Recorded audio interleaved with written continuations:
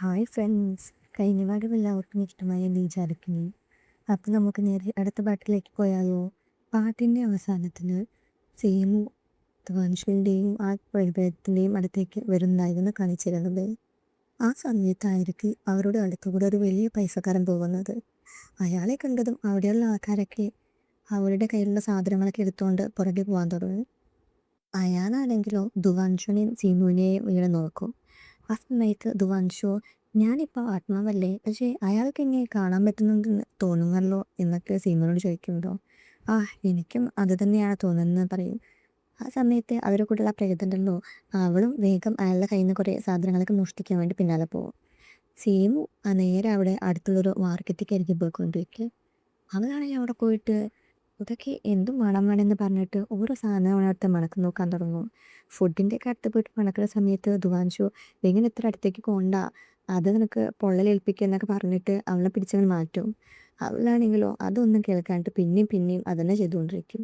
ഈ സമയത്ത് ആ പൈസക്കാരനുണ്ടല്ലോ, അയാളൊരു മണിയൊക്കെ അടിച്ചിട്ട് ഇങ്ങനെ ദൈവമേ ഇങ്ങോട്ട് വരൂ, എന്നെ സഹായിക്കൂ, നിങ്ങൾ എന്തെങ്കിലും പറഞ്ഞില്ലെങ്കിൽ ഞാനിനി എന്താ ചെയ്യുക, നിങ്ങൾ വരാത്തതിൻ്റെ കാരണം എനിക്കിപ്പോഴാണ് മനസ്സിലായത്, നിങ്ങൾക്ക് ഇനിയും കുറേ നിധി വേണ്ടി വരുമല്ലേ, ഞാൻ അതൊക്കെ എടുത്തുകൊണ്ട് വരാമെന്ന് പറഞ്ഞിട്ട് അയാൾ അവിടെ നിന്ന് പോകും. സീമ ഇപ്പോഴും ആ മാർക്കറ്റിലെ സാധനങ്ങളൊന്നും കണ്ടു കഴിഞ്ഞിട്ടുണ്ടാവില്ല. അവളാണെങ്കിലും ധ്രുവാൻഷുവിനോട് ഇങ്ങനെ ഓരോന്നൊക്കെ പറഞ്ഞുകൊണ്ടിരിക്കുന്നുണ്ട്. ആ സമയത്ത് അവിടെയുള്ള ആൾക്കാരൊക്കെ ഇവൾക്ക് എന്താ ഭ്രാന്താണോ, എന്തിനാ ഒറ്റയ്ക്ക് സംസാരിക്കണമെന്നൊക്കെ പറയുന്നുണ്ടാവും. ആ സമയത്തുണ്ടല്ലോ ധ്രുവാൻഷു ഇങ്ങനെ നമ്മൾ എന്തിനാ ഇങ്ങോട്ട് വന്നതെന്ന് സീമോനോട് ചോദിക്കും. ആ സമയത്ത് സീമ ഉണ്ടല്ലോ എന്ന് പറയാൻ തുടങ്ങും. അന്ന് അവളെ അറ്റാക്ക് ചെയ്യാൻ വേണ്ടിയിട്ട് ഒരു ആത്മാക്കളേക്ക് നോക്കുന്ന ചെക്കൻ വന്നിട്ടുണ്ടാവില്ലേ, അന്ന് അവനൊരു മന്ത്രം ഉപയോഗിച്ചാണല്ലോ സീമുവിൻ്റെ രൂപത്തിൽ വന്നിട്ടുണ്ടാവുക. ആ മന്ത്രം പറഞ്ഞു കൊടുത്ത ആൾ ഇവിടെയാണുള്ളത്, അവിടെ ഒരു അമ്പലത്തിൽ. അത് കണ്ടുപിടിക്കാൻ വേണ്ടിയിട്ടാണ് ഇങ്ങോട്ട് വന്നതെന്ന് പറയും. ആ ആത്മാവാണെങ്കിലോ കാണുമ്പോൾ ചെറിയ കുട്ടിയെ പോലെ ഉണ്ടാവും, പക്ഷേ അവന് കുറേ വയസ്സുണ്ടാവും. എന്തുകൊണ്ടാണ് ഞാൻ ചെറിയ കുട്ടിയാണെന്ന് വെച്ചാൽ, ചില ആൾക്കാർ ഞാൻ ചെറുപ്പത്തിൽ തന്നെ മരിച്ചു പോവുമല്ലോ, അവർക്ക് പിന്നെ വലിയ ആൾക്കാരാവാൻ പറ്റാതെ ആ രൂപത്തിൽ തന്നെ ജീവിക്കേണ്ടി വരും. ആ ആത്മാവിനെ പിടിക്കാനാണ് ഇങ്ങോട്ടൊരു വന്നത്. ഇപ്പം തന്നെ നേരത്തെ ധ്രുവാൻഷുവിനോട് സംസാരിച്ചൊരു പ്രേതമുണ്ടല്ലോ, അവൾക്കിങ്ങനെ ഓരോന്നോരോന്ന് ആഗ്രഹം കൂടിക്കൊണ്ടേയിരിക്കും. നേരത്തെ നിൻ്റെ വാളിനോട് ആഗ്രഹം തോന്നിയില്ലേ, അതേപോലെ അങ്ങനെയുള്ള പ്രേതങ്ങൾ ഉപയോഗിച്ചിട്ടാണ് ആ നേരത്തെ പറഞ്ഞ ആ ചെറിയ പ്രേതമൊക്കെ അവൻ്റെ കാര്യങ്ങൾ ചെയ്യുന്നത്. അതൊക്കെ കണ്ടുപിടിക്കാൻ വേണ്ടിയിട്ടാണ് നമ്മളിങ്ങോട്ട് വന്നതെന്നൊക്കെ സേമു ഇങ്ങനെ പറയും. ആ സമയത്തായിരിക്കും മഴ വരിക. ധ്രുവാൻഷുവാണെങ്കിൽ അവളോട് അകത്തേക്ക് വരാൻ പറഞ്ഞിട്ട് അവൾ കേൾക്കാതെ മഴയുടെ മണമൊക്കെ ആസ്വദിച്ചുകൊണ്ടിരിക്കുമോ. ആ സമയത്ത് ധ്രുവാൻഷു ആൾക്ക് കുറച്ച് വൈനൊക്കെ കൊണ്ടു കൊടുക്കും. അവളാണെങ്കിലോ അതൊക്കെ മണത്ത് നോക്കിയിട്ട് ഓ ഇത് കുടിക്കാൻ നല്ല രസമുണ്ടാവും എന്നൊക്കെ പറഞ്ഞിട്ട് കുടിക്കാൻ തുടങ്ങി. ധ്രുവാൻഷുവോട് മതി ഇനി കുടിക്കണ്ട എന്നൊക്കെ പറഞ്ഞാൽ അവൾ കേൾക്കാണ്ട് പിന്നെ അത് ഫുള്ളും കുടിച്ചുകൊണ്ടിരിക്കും. അവസാനം അവളുടെ ബോധം പോവും. ആ സമയത്ത് ധ്രുവാൻഷുവിനെയാണ് അവളെ എടുത്ത് കൊണ്ടേ കിടത്തുന്നത്. അവളാണെങ്കിൽ നന്നായി ഉറങ്ങിക്കോട്ടെ എന്നൊക്കെ വിചാരിച്ചിട്ട് ധ്രുവാൻഷു അവൻ്റെ ശക്തിയൊക്കെ ഉപയോഗിച്ച് അവിടെ ഫുൾ ഇരുട്ടാക്കും. എന്നിട്ട് ബെഡ്ഷീറ്റൊക്കെ അവൾക്കിനെ പുതപ്പിച്ച് കൊടുക്കും. ആ സമയത്ത് സീമോനൊരു പില്ലോക്കെ കെട്ടിപ്പിടിച്ചതിന് കിടന്നുറങ്ങുന്നുണ്ടാവുക. അവനാണെങ്കിലോ അവളെ തന്നെ ഇങ്ങനെ നോക്കിയിരുന്നിട്ട് എനിക്ക് നിന്നെ കാണുമ്പോൾ എന്തൊക്കെയോ തോന്നുന്നുണ്ട്, ആ പില്ലോയ്ക്ക് പകരം ഞാനായിരുന്നെങ്കിലോ എന്നൊക്കെ അവൻ വിചാരിക്കും. ആ സമയത്ത് അവനിങ്ങനെ പില്ലൊക്കെ എടുത്ത് മാറ്റുമ്പോൾ സീമാണെങ്കിലോ വേഗം അവൻ്റെ കയ്യെ പിടിച്ച് കിടക്കും. അവൻ ഇങ്ങനെ മെല്ലെ അവളുടെ അടുത്തേക്ക് വന്നിട്ട് ഒരു ഉമ്മയും കൊടുക്കും. ആ സമയത്തായിരിക്കും സീമ പെട്ടെന്ന് കണ്ണ് തുറക്കുക. ധ്രുവാൻഷുവിന് വേഗം അവളോട് മിണ്ടരുതെന്ന് പറയുന്നു. അപ്പോൾ അങ്ങോട്ട് ആരൊക്കെ കുറച്ച് പേര് വരുന്നുണ്ടാവും. ധ്രുവാൻഷു ആത്മാവായതുകൊണ്ട് തന്നെ അവനെ കാണാൻ പറ്റില്ല. അവർ നേരെ സീമുവിനെ അറ്റാക്ക് ചെയ്യാൻ വരും. അവനാണെങ്കിലോ എല്ലാവരും അടിച്ചോടിക്കും. ആ സമയത്ത് ബാക്കിൽ നിന്ന് ഒരാൾ ധ്രുവാൻഷുവിനെ കൊല്ലാൻ വരുമ്പോൾ സീമു വേഗം വന്നിട്ട് അവനെ സഹായിക്കും. എന്നെ രക്ഷിച്ചത് നന്ദി എന്നൊക്കെ അവൻ ഇങ്ങനെ പറയുന്നത്. നമുക്ക് എന്തായാലും ഈ റൂമിൽ നിൽക്കണ്ട, ഇവിടെ നിന്ന് പോകാമെന്നൊക്കെ പറഞ്ഞിട്ട് പോകാൻ തുടങ്ങുന്ന സമയത്ത് ആ ഹോട്ടലിൻ്റെ ഓണർ ഉണ്ടല്ലോ അവരെ കാണണമെന്ന് പറഞ്ഞിട്ട് വിളിക്കും. അത് വേറെ ആരായിരിക്കില്ല, ആ നേരത്തെ കണ്ട പൈസക്കാരനില്ലേ അയാളായിരിക്കും. നിങ്ങൾ ഇങ്ങോട്ട് വന്നപ്പോഴേക്കും ഇങ്ങനെയൊക്കെ സംഭവിച്ചല്ലോ, എനിക്കതിൽ നല്ല വിഷമമുണ്ട്, അതുകൊണ്ടാണ് ഞാനിങ്ങനെ നിങ്ങളെ ഇങ്ങോട്ട് വിളിച്ചത് എന്നൊക്കെ അയാൾ പറയും. നിങ്ങളുടെ കൂടെ ഒരു ആത്മാവില്ലേ, അതിനെങ്ങനെയാ ഇത്ര കൂളായിട്ട് കൺട്രോൾ ചെയ്ത് വെച്ചിരിക്കുന്നത്, അത് നിങ്ങളെ അറ്റാക്ക് ചെയ്താലോ, എനിക്ക് അതിൻ്റെ ട്രിക്കൊക്കെ ഒന്ന് പറഞ്ഞു തരുമെന്ന് ചോദിക്കുമ്പോൾ എനിക്കെങ്ങനെയാ നിങ്ങളോട് പറയാൻ പറ്റുക, നിങ്ങളെ എന്നെയും എൻ്റെ ആത്മാവിനെയൊക്കെ ഹേർട്ട് ചെയ്താലോ, അതുകൊണ്ട് അതൊന്നും പറഞ്ഞുതരാൻ പറ്റില്ല എന്ന് സീമു പറയുന്നുണ്ടാവും. അവൾക്കാണെങ്കിൽ അയാളുടെ കയ്യിലൊരു ആത്മാവുണ്ട്, അതിനെ നിയന്ത്രിക്കാൻ വേണ്ടിയിട്ടാണ് ഈ ടിപ്സൊക്കെ ചോദിക്കുന്നത് മനസ്സിലായിട്ടുണ്ടാവും. നിങ്ങൾ എൻ്റെ വീട്ടിലേക്ക് വിരുന്നിന് വരുമോ, ഞാൻ നിങ്ങൾക്ക് നല്ല ഭക്ഷണമൊക്കെ തരാം, മാത്രവുമല്ല എൻ്റെ കൂടെയും ഒരു ആത്മാവുണ്ട്, അതെന്നെ രക്ഷിച്ചില്ലെങ്കിൽ നിങ്ങളെനിക്ക് ഈ ആത്മാവിനെ തരുമോ? ഞാൻ എത്ര പൈസ വേണമെങ്കിലും നിങ്ങൾക്ക് തരാം എന്നൊക്കെ അയാൾ പറയുന്നു. ഏയ് അതൊന്നും പറ്റില്ല. പകരം ഞാൻ നിങ്ങൾക്ക് വേണമെങ്കിൽ കുറച്ച് ടിപ്സൊക്കെ പറഞ്ഞു തരാം. വെറുതെ ഒന്നും പറയാൻ പറ്റില്ല. നിങ്ങൾ നേരത്തെ തരാമെന്ന് പറഞ്ഞ പൈസ ഇല്ലേ അത് തരണമെന്ന് സീമു ഇങ്ങനെ പറയും. അങ്ങനെ പിറ്റേ ദിവസം അവർ അയാളുടെ വീട്ടിലേക്ക് പോകും. അപ്പോൾ അയാളുടെ വീട്ടിലിങ്ങനെ കുറേ ആൾക്കാരൊക്കെ വന്ന് അവരുടെ കയ്യിലുള്ള ഈ നിധിയൊക്കെ ഇങ്ങനെ പുതുക്കുണ്ടാവും. അയാളാണെങ്കിലോ അതൊക്കെ മേടിച്ചിട്ട് ഒറിജിനൽ ആണോ നോക്കാൻ വേണ്ടിയിട്ട് ഒരു സാധനത്തിനുള്ളിൽ വെച്ച് പൊട്ടിച്ചു നോക്കും. അത് ഒറിജിനൽ അല്ലെങ്കിൽ അവർക്ക് പൈസയും കിട്ടില്ല, സാധനവും കിട്ടില്ല. ആ സമയത്ത് ധുവാൻഷു വന്നിട്ട് അവൻ സീമുവിനോട് ഇതൊക്കെ ഒറിജിനൽ ആണോന്ന് എങ്ങനെ മനസ്സിലാവുമെന്ന് ചോദിക്കും. അപ്പോൾ അവളും പറഞ്ഞു കൊടുക്കും, ഈ ആത്മാക്കൾക്കുണ്ടല്ലോ ഇത് ഒറിജിനൽ ആണെന്ന് കണ്ടുപിടിക്കാൻ പറ്റും. അവർക്ക് അതിനുള്ളിലേക്ക് തന്നെ കാറ്റ് പോകുന്നത് പോലെ അറിയാൻ കഴിയുമെന്ന് പറയും. ധുവാൻഷു നോക്കുമ്പോൾ അവനും അത് മനസ്സിലാവുണ്ടാവും. ആ ഇത് ഒറിജിനൽ ആണെന്നൊക്കെ അവൻ പറയും. ആ സമയത്ത് ആ പണക്കാരനാണെങ്കിൽ ധുവാൻഷുവിനെ ഒന്നിങ്ങനെ നോക്കിയിട്ട് ആ സാധനം വേഗം മറ്റേ ഒരു സാധനത്തിനുള്ളിലേക്ക് വെക്കും. അതിൻ്റെ ഉള്ളിലേക്ക് വെച്ചപ്പോൾ തന്നെ ബാക്കിൽ നിന്ന് ആ സാധനം അവൻ്റെ ആൾക്കാരെടുത്ത് മാറ്റിയിട്ട് ഫേക്ക് ആയിട്ടൊരു സാധനം വെക്കും. അതുകൊണ്ട് തന്നെ പൊട്ടിപ്പോകും. ഇത് ഒറിജിനൽ അല്ല, ഇത് ഫേക്ക് ആണെന്നൊക്കെ പറയും. ആ സമയത്ത് ഒരു പെണ്ണ് ഈ സാധനം ഒറിജിനൽ ആണ് എന്നൊക്കെ പറഞ്ഞിട്ട് ഒരു നിധിനെ കൊടുക്കും. പക്ഷെ അയാളാണെങ്കിലോ അതും എടുത്ത് മാറ്റിയിട്ട് ഒറിജിനൽ അല്ല എന്ന് പറയും. പക്ഷേ ശരിക്കും ആ പെണ്ണത് ഒറിജിനൽ ആണെന്ന് പറഞ്ഞിട്ട് ഏയ് എനിക്ക് നിങ്ങളുടെ പൈസയും വേണ്ട ഒന്നും വേണ്ട എൻ്റെ സാധനം തന്നാൽ മതി എന്ന് പറഞ്ഞിട്ട് അവിടെ നിന്ന് മേടിച്ചിട്ട് പോകും.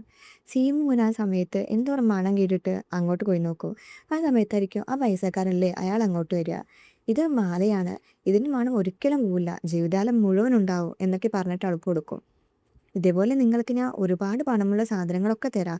പക്ഷേ നിങ്ങളുടെ ആത്മാവിനെ എനിക്ക് തരുമോ എന്ന് ചോദിക്കുമ്പോൾ നിങ്ങളുടെ കയ്യിലൊരു മണിയില്ലേ? ഇത് നിങ്ങളുടെ കയ്യിലുണ്ടെങ്കിൽ സ്വന്തം എന്ന ആത്മാവ് നിങ്ങളുടെ കൂടെ തന്നെയല്ലേ ഉള്ളത്?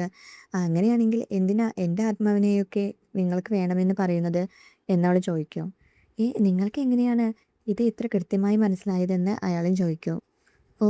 അതോ!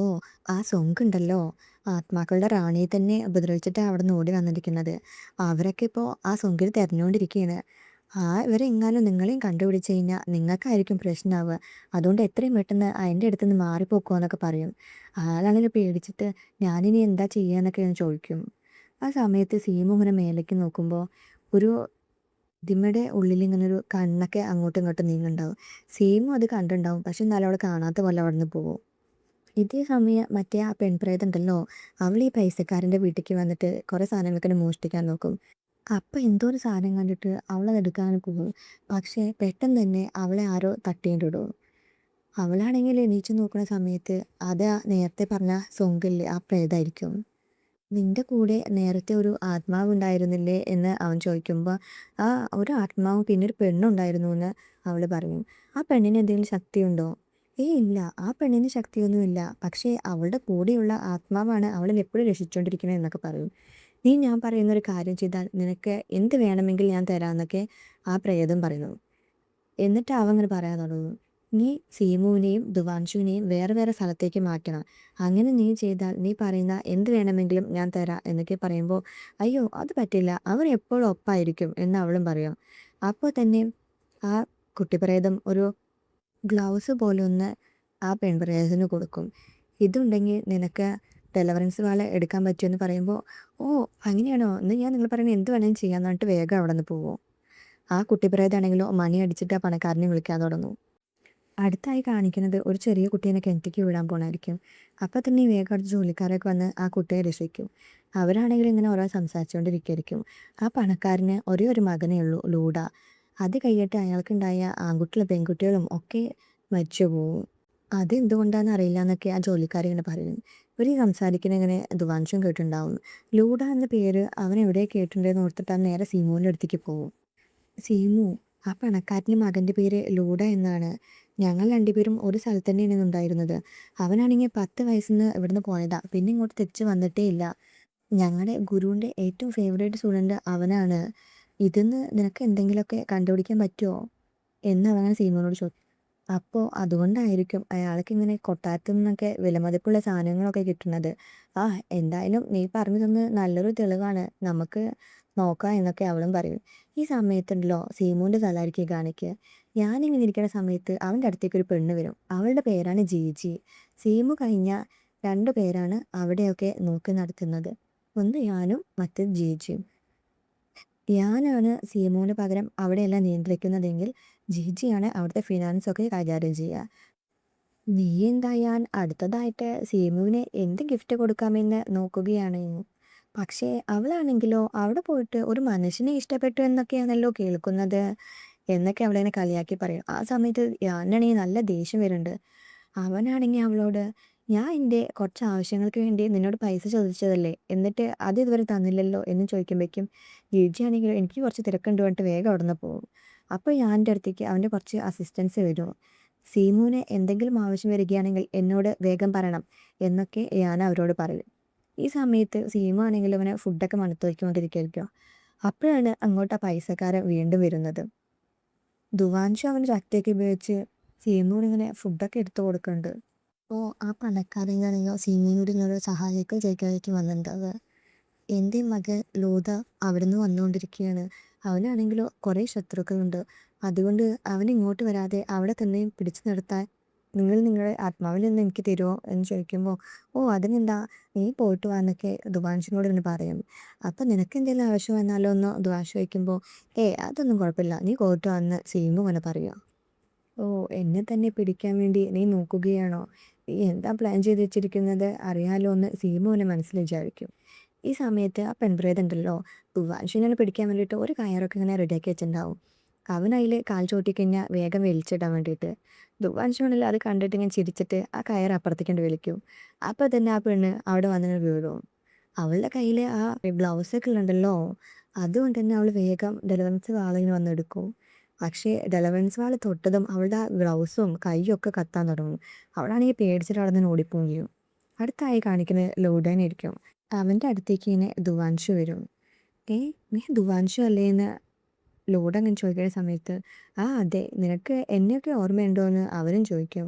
നീ എന്തിനാ ഇങ്ങോട്ട് വന്നത്? അതോ നിൻ്റെ അച്ഛൻ നിന്നെ സംരക്ഷിക്കാൻ വേണ്ടിയിട്ടാണ് എന്നെ ഇങ്ങോട്ട് പറഞ്ഞയച്ചത്? പക്ഷേ ശരിക്കും അതൊന്നല്ല. എൻ്റെ കൂടെ ഒരു പെൺകുട്ടിയുണ്ട്. ഞങ്ങൾ രണ്ടുപേരും പിരിച്ചിട്ട് കൊല്ലാൻ വേണ്ടിയിട്ടാണ് അവർ പ്ലാൻ ചെയ്യണതെന്നൊക്കെ അവൻ പറയും. അങ്ങനെ ചെയ്താൽ നിൻ്റെ കൂടെയുള്ള ആ പെൺകുട്ടിക്ക് എന്തെങ്കിലും പറ്റില്ലേ? വാ, നമുക്ക് അവളെ രക്ഷിക്കാൻ പോവാന്ന് പറയും. ഓ, അപ്പോൾ ഞാൻ എന്തെങ്കിലും കള്ളം പറഞ്ഞതാണെങ്കിൽ നിന്റെ ജീവൻ തന്നെ അപകടത്തിലാവില്ലേ എന്ന് ദുവാൻഷ് ചോദിക്കുമ്പോൾ, നിന്റെ കണ്ണ് കണ്ടാൽ തന്നെ അറിയാം നീ പറയുന്നതൊക്കെ സത്യമാണെന്ന്. അതുകൊണ്ട് നമുക്ക് വേഗം അവളെ രക്ഷിക്കാൻ പോവാന്ന് പറഞ്ഞിട്ട് അവർ രണ്ടുപേരും പോകും. ആ സമയത്ത് സീമ ആണെങ്കിൽ ഇങ്ങനെ ഉറങ്ങിയ പോലെ കിടക്കിയിരിക്കും. അവൻ എന്താ പ്ലാൻ ചെയ്തതെന്നൊക്കെ നോക്കാൻ വേണ്ടിയിട്ട്. അവളിങ്ങനെ കണ്ണു തുറന്ന് നോക്കുമ്പോൾ പെട്ടെന്നൊരു ശവപ്പെട്ടിയുടെ ഉള്ളിലായിരിക്കും പോലെ തോന്നും. അതിൽ അവളുടെ അമ്മയും അച്ഛനും ഇങ്ങനെ അടുത്ത് കിടക്കുന്നുണ്ടാവും. അമ്മയും അച്ഛനും എന്തിനാ എന്നെ വിട്ട് പോയത്, ഞാനിപ്പോൾ ഒറ്റയ്ക്കായില്ലേ എന്നൊക്കെ ചോദിക്കുമ്പോൾ അവളുടെ അമ്മ ഇങ്ങനെ വന്നിട്ട്, മോളെ ഞങ്ങൾ മനുഷ്യരല്ലേ, എനിക്ക് കുറേ കാലമൊന്നും ജീവിക്കാൻ പറ്റില്ല എന്ന് അവളുടെ അമ്മ പറയും. നിൻ്റെ അമ്മയില്ലാതെ എനിക്ക് ജീവിക്കാൻ പറ്റില്ല എന്ന് അച്ഛനും പറയും. അപ്പോൾ നിങ്ങൾ രണ്ടുപേരും ഇല്ലാതെ ഞാൻ എങ്ങനെയാണ് ജീവിക്കുക എന്നൊക്കെ സീമു ചോദിക്കുമ്പോൾ, അതിനൊരു എളുപ്പ വഴിയുണ്ട്. നീയും ഞങ്ങളുടെ കൂടെ മരിച്ചു കഴിഞ്ഞാൽ നിനക്കും ഞങ്ങളുടെ കൂടെ സന്തോഷത്തോടെ ജീവിച്ചോടെ, അതുകൊണ്ട് നീയും ഇങ്ങോട്ട് വാ എന്നൊക്കെ പറയുന്ന സമയത്ത് സീമു അവരിങ്ങനെ അടുത്തേക്ക് വരും. എൻ്റെ അച്ഛനും അമ്മയും മരിക്കുന്നത് വരെ ഞാൻ സുഖമായിട്ട് ജീവിക്കണമെന്ന് മാത്രമേ വിചാരിച്ചിട്ടുള്ളൂ. നിങ്ങൾ എൻ്റെ ശരിക്കുമുള്ള അച്ഛനും അമ്മയുമല്ല എന്ന് പറഞ്ഞ സമയത്ത് ദുവാൻഷുവിൻ്റെ ഒരു പൗച്ചുണ്ട് മോളുടെ കയ്യിൽ. അതിൽ നിന്നിങ്ങനെ ഒരു മണം വന്നിട്ട് ആൾ പെട്ടെന്ന് ഉറക്കത്തിൽ നീക്കുകയും ചെയ്യും. ഓ, സ്വപ്നത്തിൽ വന്നിട്ട് എന്നെ കൊല്ലാൻ നോക്കുകയാണല്ലേ, നീ ആൾ കൊള്ളാമല്ലോ എന്നൊക്കെ സീമു ഇങ്ങനെ മനസ്സിൽ വിചാരിക്കും. എന്നിട്ട് സീമു ഒരു പുറത്തേക്ക് വരുമ്പോഴായിരിക്കും ആ പൈസക്കാരൻ വന്നിട്ട് ഒരു മന്ത്രമൊക്കെ ചൊല്ലി അവളെ കെട്ടിയിടും. നീ എത്ര കാലമാണ് എൻ്റെ മുന്നിൽ നിന്ന് ഒളിഞ്ഞു നിൽക്കുക, എൻ്റെ മുന്നിലേക്ക് വാ സൊങ്കെ എന്ന് സീമു പറയുമ്പോൾ ആ ചെറിയ കുട്ടിപ്രേതമുണ്ടല്ലോ അതിന് അവളെ മുമ്പിലേക്ക് വരാൻ തുടങ്ങും. നീ ഇപ്പോൾ എൻ്റെ കൈയിനുള്ളിലാണ്, അതുകൊണ്ട് ആ ജേഡ് ടോക്കൺ എടുത്തു താ എന്ന് സൊങ്ക് പറയുമ്പോൾ, അതിന് എൻ്റെ കയ്യിൽ ആ ജേഡ് ടോക്കൺ ഇല്ലല്ലോ, അതുമല്ല ഇനി ഞാൻ മരിച്ചാൽ പോലും നിനക്കത് കിട്ടില്ല എന്നൊക്കെ അവൾ പറയും. ഓ, അങ്ങനെയാണോ? എന്നാൽ ഞാൻ നിന്നെ അടിച്ചിട്ട് ഇവിടെ അടച്ചിടാൻ പോവുകയാണ്. അത് കഴിഞ്ഞിട്ട് ഞാൻ ആ ലോകത്തിൻ്റെ തലവനായി മാറും. അപ്പോൾ ആർക്കാണ് എന്നെ തടുക്കാൻ പറ്റുക എന്നൊക്കെ ചോദിക്കുമ്പോൾ, എന്നാൽ ശരി, ഞാൻ നിന്നോടൊരു ചോദ്യം ചോദിക്കാം. അതിന് ശരിയായൊരു ഉത്തരം പറഞ്ഞു കഴിഞ്ഞാൽ നിനക്ക് ഞാൻ എൻ്റെ ജേഡ് ടോക്കൺ തരാമെന്ന് പറഞ്ഞിട്ട് സീമു ചോദിക്കും. നീ എന്തിനാ ആത്മാവിൻ്റെ ലോകത്തെ തലവനാവാൻ ആഗ്രഹിക്കുന്നത് എന്നൊക്കെ ചോദിക്കും. അങ്ങനെ ആയിക്കഴിഞ്ഞാൽ എനിക്ക് എന്തും കൺട്രോൾ ചെയ്യാൻ പറ്റും, എനിക്ക് ഇഷ്ടമുള്ള പോലെ ജീവിക്കാൻ പറ്റും എന്നൊക്കെ അവൻ പറയും. അങ്ങനെയൊന്നും ഒരിക്കലും കഴിയില്ല. നീ പറഞ്ഞ ഉത്തരം എനിക്ക് ഒട്ടും ഇഷ്ടമായില്ല, അതുകൊണ്ട് നിനക്ക് ഞാൻ ജേഡ് ടോക്കൺ തരില്ല എന്ന് അവളിങ്ങനെ പറയും. ആ സമയത്ത് ആ സ്വങ്കാണെങ്കിലോ സീമുവിനങ്ങനെ തല്ലാൻ വരും. പക്ഷേ കറക്റ്റ് സമയത്തുമേ ദുവാൻഷു വന്നിട്ട് അവളെ സംരക്ഷിക്കും. നീ വേഗം വന്നല്ലോ എന്ന് സീമ പറയുമ്പം ഏയ് ഇല്ല കറക്റ്റ് സമയത്ത് തന്നെ വന്നതെന്ന് ധ്രുവാൻഷും പറയും. ആ സമയത്തായിരിക്കും ലൂഡ അങ്ങോട്ട് വരിക. എന്താ അച്ഛാ എന്താ ഇവിടെ നടക്കുന്നത് എന്നും ചോദിക്കുമ്പോൾ നിന്റെ അച്ഛനില്ലേ ബ്ലാക്ക് മാജിക് ഒക്കെ ചെയ്തിട്ടാണ് നിനക്ക് ശേഷം ഉണ്ടായ അനിയനും അനിയത്തിമാരൊക്കെ മരിച്ചുപോയതെന്ന് സീമ പറയും. ആ സമയത്ത് ആ സോങ്ക് ഉണ്ടല്ലോ ദേഷ്യം വന്നിട്ട് അവൻ്റെ കയ്യിലുണ്ടായിരുന്ന ആ മണി ഇങ്ങനെ ആട്ടാൻ തുടങ്ങും. അതിൻ്റെ സൗണ്ട് കേട്ടിട്ടാണെങ്കിൽ എല്ലാവർക്കും തലയൊക്കെ പെരുക്കാൻ തുടങ്ങും. ആർക്കും അത് സഹിക്കാൻ പറ്റുന്നുണ്ടാവില്ല. ലൂഡോയ്ക്കും പൈസക്കാരനും ധ്രുവാൻഷിനും ഒന്നും. പക്ഷേ ധ്രുവാൻഷു ആണെങ്കിലോ അവൻ്റെ വാളൊക്കെ എടുത്തിട്ട് ആ സൊങ്കിനെ കൊല്ലാൻ പോകും. പക്ഷേ സൊങ്ക് വേഗം അവൻ്റെ മേലൊരു കവചമൊക്കെ ഉണ്ടാവും അതൊക്കെ പൊട്ടിച്ചിട്ട് അവിടെ നിന്ന് രക്ഷപ്പെട്ടു പോകും. ആ പൈസക്കാരനാണെങ്കിലോ അയ്യോ എൻ്റെ നിധിയൊക്കെ ഇനി പോകുമോ എന്നൊക്കെ പറഞ്ഞിട്ട് വേഗം ആ റൂമിലേക്ക് ഓടിപ്പോകും. ആ സമയത്ത് ധ്രുവാൻഷുവിന് വന്നിട്ട് അവൻ രക്ഷപ്പെട്ടു പോയല്ലോ എന്ന് പറയുമ്പോൾ അത് കുഴപ്പമില്ല, അവൻ ഇനി നമ്മുടെ കയ്യിൽ തന്നെ വരും. നീ ഇന്ന് ഞാൻ പറഞ്ഞ പോലെ തന്നെ എല്ലാ കാര്യങ്ങളും ചെയ്തു ഗുഡ് ബോയ് എന്നൊക്കെ സീമ ഇങ്ങനെ പറയും. നിന്റെ അടുത്ത് നിന്ന് എന്തൊരു മണം വരുന്നുണ്ടല്ലോ എന്ന് ധ്രുവാൻഷ് പറയുമ്പോൾ അത് നിന്റെ പൗച്ചെന്നാണ്, അതിൽ നിന്ന് വരുന്ന മണം കൊണ്ടാണ് ഞാനിന്ന് സ്വപ്നത്തിൽ നിന്നുകൂടി എണീറ്റതെന്നൊക്കെ സീമ പറയും.